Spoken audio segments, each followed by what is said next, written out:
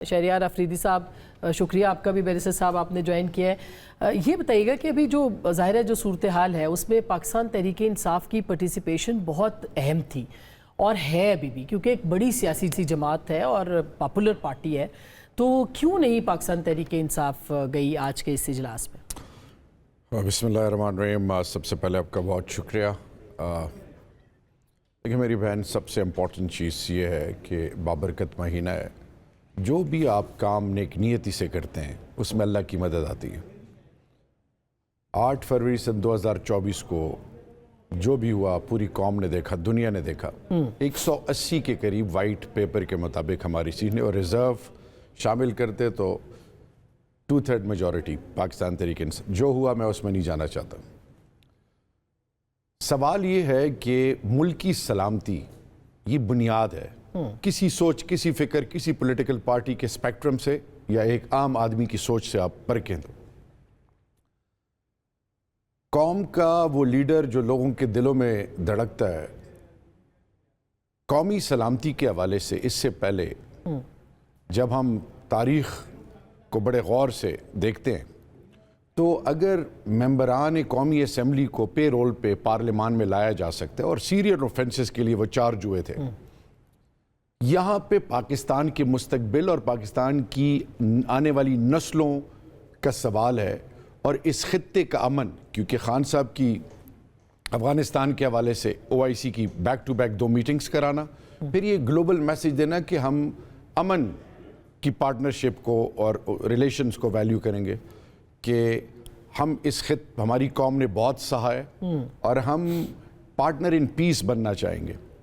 تو پاکستان کی سلامتی کے لیے اگر خان صاحب سے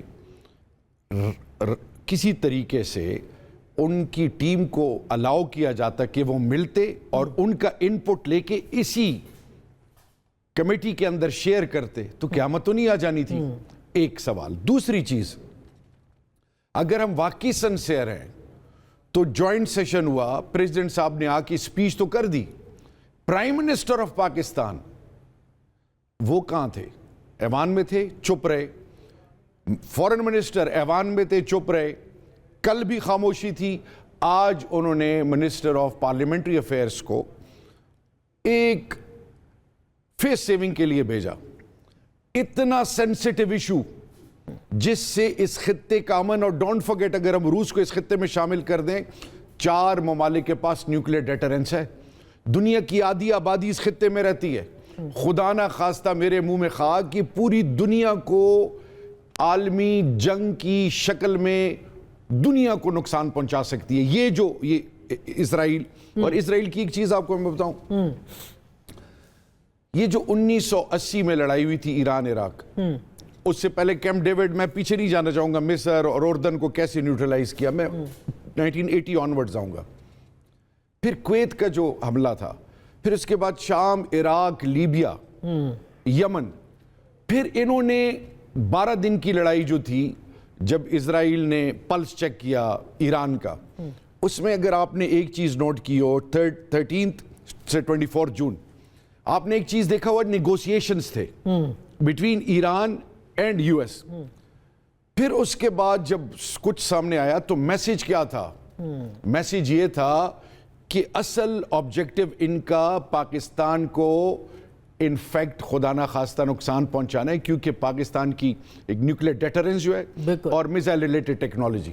پھر آن ٹاپ آف دیٹ اس دفعہ جو انہوں نے کیا تو اپنی طرف سے انہوں نے ماسٹر اسٹروک کھیلا ہے۔ کیوں؟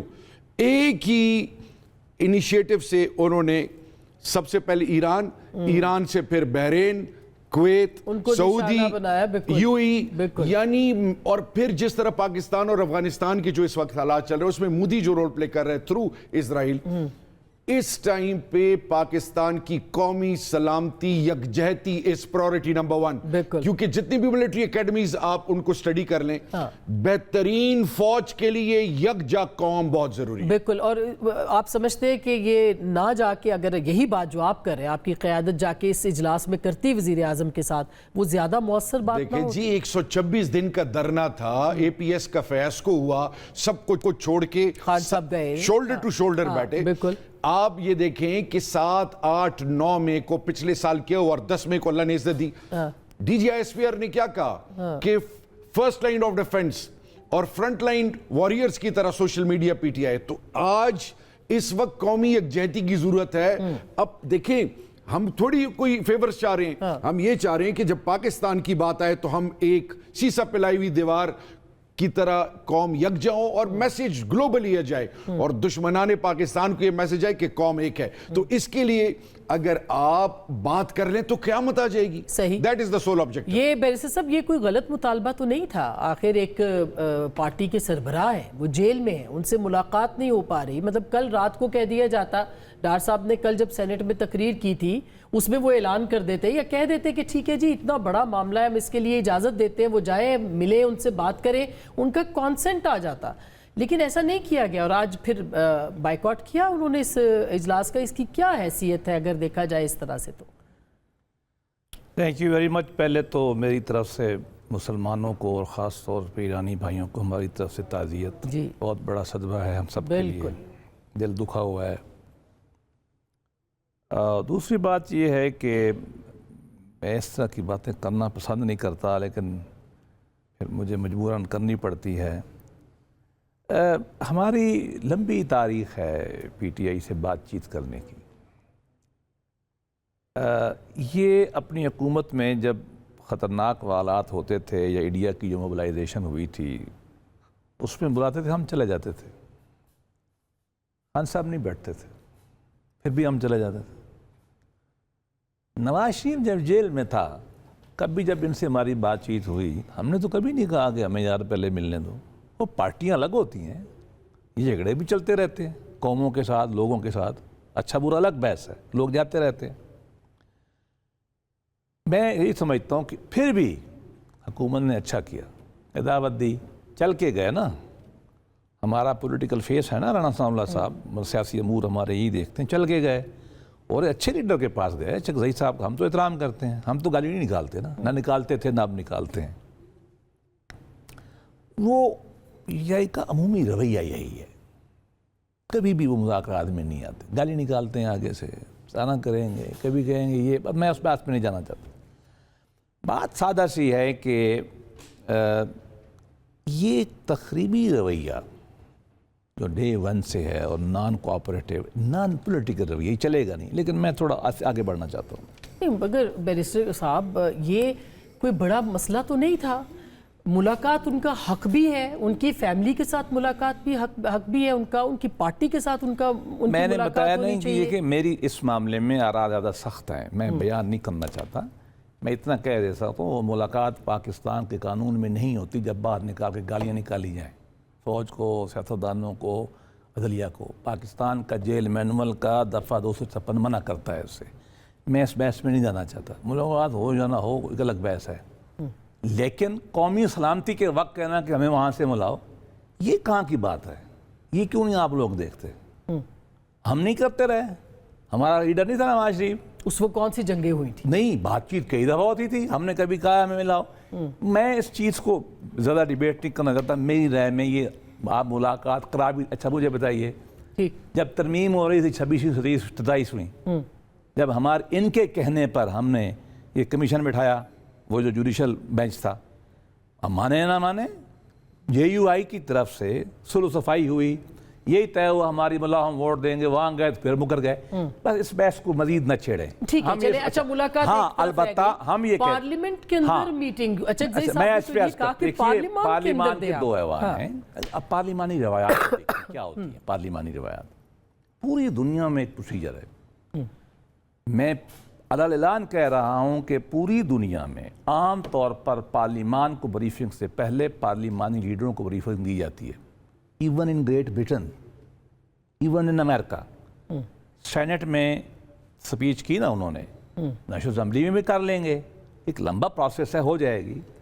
صدارتی جو سپیچ ہے نا پارلیمانی روایات میں, جب صدر سپیچ کرتا ہے تو اس کے وقت اس کی بھی ڈیبیٹ ہوتی ہے, نہیں ہوتی.